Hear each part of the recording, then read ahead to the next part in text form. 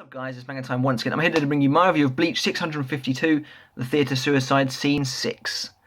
This is quite a, well, it feels like a long chapter. It feels like there's quite a lot of content in this one this week, I thought. There's a lot of talking, a lot of backstory, and a lot of exposition. I actually like it quite a bit. We find out a lot about Nanao, we find out a fair bit about Shunsui, and honestly I think the world building in this chapter is just really, really cool. Sorry this review is a bit late as well. The chapter came out at a super weird time this week. And I was at work all day, so. But anyway, oh yeah, and please subscribe to my channel. I'd really appreciate it. Like I said, thanks for getting me to 700 subscribers. Like I said last week, that's just awesome, and you guys are the best. So, anyway, so it starts off with Nanao having her Shinken Hakyoken, which is that really, really cool looking sword. And so she's standing there doing the cool pose that she was doing before, and then Lil Barrow, our resident Quincy Owl, is basically he's like, what is that sword? What as you might wonder, because she just seems to have pulled it out of nowhere, essentially. But as I suspected, I feel like I could possibly say called it, although I don't know if it's really going to come into play just yet. But I did think that she would reflect his light back at him, and it would do something to his eyes. And he says, that's quite the tacky, shiny sword you've got there. And all he can see is a big, bright light coming from her instead of actually the blade. He can't see it.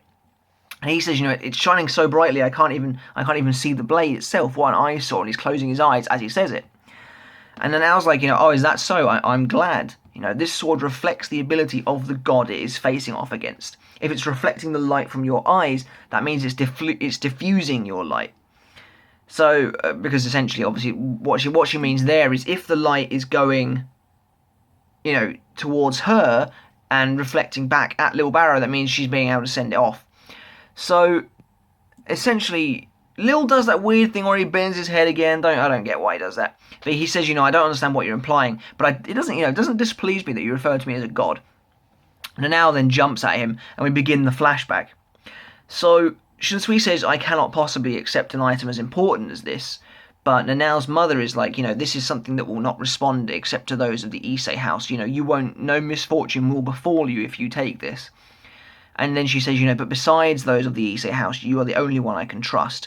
So I believe she's giving this blade to Shunsui so that Nanao will not be affected by the curse when she's older. Nanao is sitting, and the something I do like is, and Nanao's mum is obviously wearing the Hayori that she gives to Shunsui later on. Nanao's also sitting behind the door with a very, very weird haircut. And she's like, please, I implore you. And so the first thing that Nanao noticed, because she doesn't know what Shunsui looks like at this point, because she's sitting behind the door, she's not actually seeing who her mum gives it to. But around Soul Society, she has noticed that Shunsui, this random captain, has the same hairpins and the same Hayori as her mum. And I like this because we get to see more of Shinigami in the academy, which is something I don't think we've seen this arc. Wearing the academy uniforms. And they're all talking to each other, and they're like, that guy, I hear he's, the Squad 13 captain, and he's come to pay a visit to the headmaster, which I believe is Yamamoto, because Yamamoto founded the academy. But yeah, anyway, Now's like, upon hearing that, I looked up at this captain, and I looked up on his back, and he was wearing this ostentatious woman's kimono, and she thought that, it was just a common pattern, therefore it was probably just similar to the one that her mum owned. But the hairpins that Shunsui was wearing, they did seem very, very similar. So the timeline in this chapter is kind of all over the place. That first scene with Nanao's mum is when Nanao is like really young. Although Nanao and Shunsui are not that far apart in age, as I think everyone kind of thought they were, because Shunsui is definitely quite young when he talks to Nanao's mum. Anyway, we then get to see something I don't think we've ever seen before, and that is the Shinigami seeing who is, who's been put in what division when they graduate. I don't think we've ever seen the graduation ceremony. So it's cool that we get a little glimpse of it. And they're all kind of like, oh, you're in Squad 1, that's incredible. Oh, you're in Squad 5. Captain Aizen's totally dreamy, isn't he? Which is kind of funny. But I guess they're talking about Shunsui when one of them says, I heard the captain over there is a bit eccentric with his long hair, but I don't know who they're talking about. But Nanao realises that she's in Squad 8. And she then goes back home, and apparently her mum has passed away. I believe her mum gets executed. I think that's what Shinsui's talking about later on in this chapter. But like I said, the timeline is a bit iffy. But anyway, Nanao is living with these two old folks. and they're like, oh, you're such a young squad member, that's really quite impressive, this calls for a celebration. And apparently there are relatives of the Issei family, but she'd never actually met them, but still they took her in anyway. We then get to find out that upon entering the academy, Nanao could never make an Asauchi. She had a lot of talent in Kido, and that was recognised, and she was able to take the entrance exam quickly. But she had no Zanpakuto, and I feel like that's really weird, because I'm sure Uetsu said something along the lines of absolutely no Shinigami in the Soul Society doesn't have... Well, he says no Shinigami in the Soul Society doesn't have an Asauchi, because he makes them all. So I suppose it's possible that once you've been given that base sword, you might not be able to make a Zanpakuto, I suppose. But I love the amount of backstory Kubo's giving Nanao here, and I really just hope he gives us backstory like this for a lot of other characters. We still need that flashback of 1,000 years ago. That absolutely has to happen. And I want some history on the Royal Guard as well, speaking of Uetsu. But anyway, Nanao says, without a Zanpakuto, she thought she could somehow make it into the Kido Corps, so she put forward her assignment to get in. However, somehow she was assigned to Squad 8, so obviously Shunsui made that happen himself. So, he looks obviously similar to how he looks in Turn Back the Pendulum. He's got kind of the moustache, but not an actual beard going on. And now herself also looks quite similar to Turn Back the Pendulum now. So we can theorise that this is perhaps maybe about 100 years ago.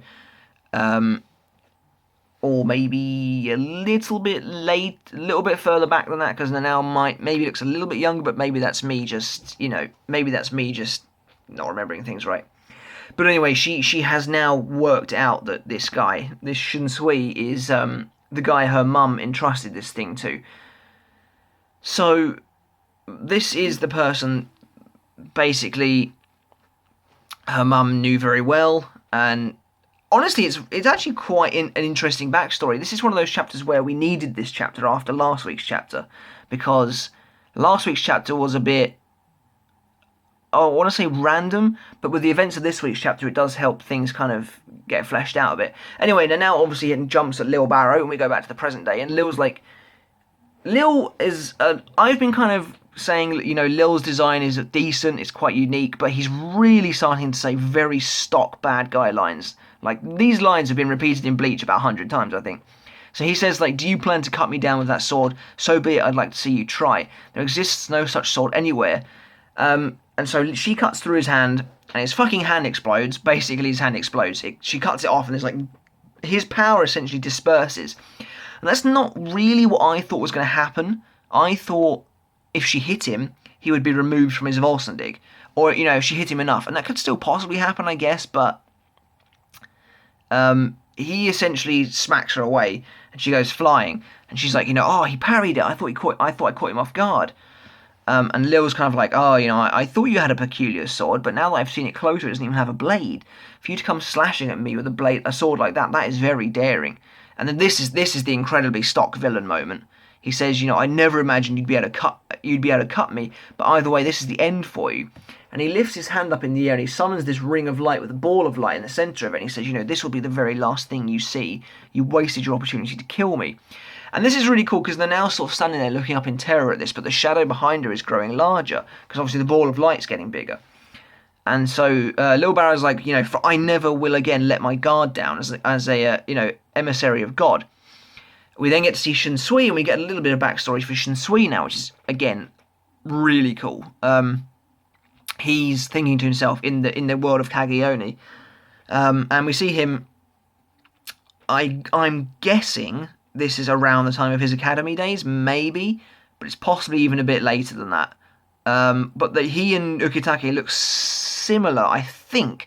This is just off the top of my head, but similar to how they look when Yamamoto's like, oh, these two were unparalleled back in the day of the academy, way back in Soul Society arc. So I could be totally wrong, but I'm just going off the top of my head here. And Shunsui's talking to Ukitake, and it's cool seeing Ukitake young. And Shunsui's like, oh, execution, and I presume he's talking about Nanao's mum. Because apparently the Central 46 have made a ruling on a charge relating to the loss of sacred treasures. And the execution was held yesterday. And I believe they must have charged Nanao's mum with losing or stealing the sacred sword, which she gave to Shunsui. So she gave that sword to Shunsui without anyone knowing, without anyone's permission, and the Central 46 killed her, because they're bastards. But Ukitake looks cool. They both look pretty cool actually. But Ukitake says, sorry, perhaps I should have kept it to myself. And Shinsui's like, no, I probably should have heard it sooner rather than later. And I do love this. We don't get enough with just this, page or whatever it is. But I would love to get more. But seriously, the timeline in this chapter is just all over the fucking place. Because now we're back even further back. With Shunsui and his older brother. And I think it's Shinsui's... Is it his older brother saying thank you? It's a little bit confusing, but I'm appreciative of all the different time periods we're getting to see. His older brother, who looks quite a bit like Ishin actually, hands him his wife's hairpins, which is Nanao's mum. And, Shinsui's like, why do all these people around me keep entrusting their most precious belongings to me and pass away? It's a heavy burden and one most difficult to bear. And I like how Nanao is also technically falls under that jurisdiction. She is the most precious belonging of her mother, and she's been entrusted to Shunsui essentially. So I like that. That's kind of a nice little thing there. But anyway, Shinsui's like, oh, Nanao-chan, forgive me for taking charge of this sword once again, because it means he's possibly gonna die. I don't know. I feel like the fact that he's given her the blade means that Shunsui is going to die, because then the Issei curse will activate again. But he says, Nanao-chan, I beg of you, take this weight off my shoulders. Please allow me. And he starts coming out of her shadow. Allow me to protect you. And this is really cool. He comes out of her shadow as she's facing off against Lille Barrow. Then he puts his hand on hers and he's like, let's go, Nanao-chan. So presumably they are going to defeat Lille Barrow very soon. Possibly next chapter, possibly the chapter afterwards. I really hope after all of this fighting we do get a flashback for Lille. I feel like he kind of deserves it, even though he has become a very stock villain. But so far the fight has been... I actually love it. The fight's been really good. The development we've had for Shunsui and Nanao has just been awesome. I love flashbacks, man. We've got flashbacks from mostly Nemu last time. And this time we're getting more, and hopefully maybe we get even a bit more. Reading back on it, I did like the amount of information we got in this chapter, so I'm going to drop a 4 on it this week, guys. Let me know in the comments below what you thought of this week's chapter. Did you like the flashback, or did you find it maybe a bit confusing with all the back and forth in between the different time periods? But, let me know what you thought of the flashback. I love seeing more of the world building, seeing more Soul Society, seeing, again, more students in the academy. That sort of thing is just really great. That's the sort of thing I love. Everything that helps to really flesh out the world of Bleach. But yeah, guys, that's pretty much it from me this week. Let me know in the comments below if I missed anything. I don't think I did, but I like this. It's been a little bit rushed this week because I had to work pretty much most of the day today, and yeah, it came out at a weird time. But yeah, so let me know what you thought, and do subscribe. I'd super appreciate it, guys. Do you think Lille Barrow's a dead man next chapter, or dead chicken, I suppose? But yeah, either way, until next time, see you later.